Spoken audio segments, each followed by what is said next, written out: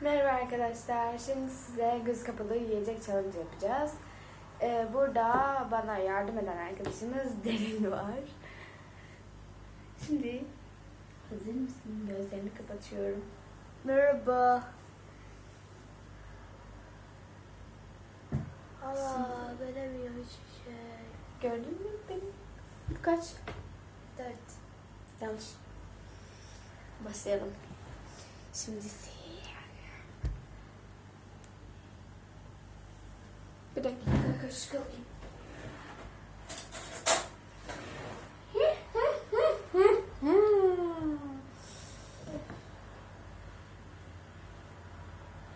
Sana kıyamayacağım, fazla koymayacağım. Ne yaptın be?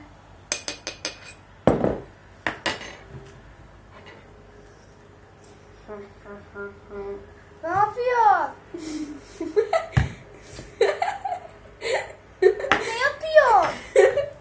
Çok güzel bir karışım hazırladım. Tadı çok güzel, merak etme. Ya. Aç ağzını. Dur. Aç. Bayağı açman lazım. Hayır. Başka kaşık değil mi? Evet. Aç ama fazlasıyla aç. Tam ortaya koydum. Aç. Sadece o değil. Anladım bile. Sadece o değil. Aç. Kahvelat. Bu ne?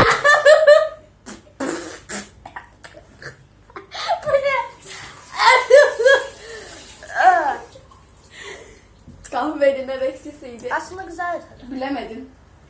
Ne? Kahveyi bildiğin ekşisini bilemedin. Bense hepsini bildim. Ay yerde kahve. Ama sen bana şey yapmamıştın. Nar ekşisini tattırmamıştın. Ben sonra nar ekşisini tattırdım. Bayağı bir tattırdım ama. Ama ben göremedim. Tamam yine yapacağım onu. Aç ağzını. Ne be? Bu ne be? Ya almıyorsun ki sen ağzına. Çünkü kötü sokuyor. Bu ne? Aç ağzını. Ne? Ne? Ama sen ağzını almıyorsun. Bu ne be?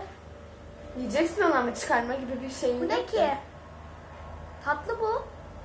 Adam vişne mi bu?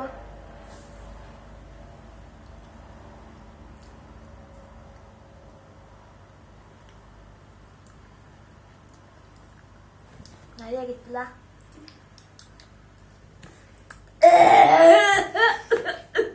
Su getir lütfen. Bu neydi? Lütfen. Bu neydi söyle.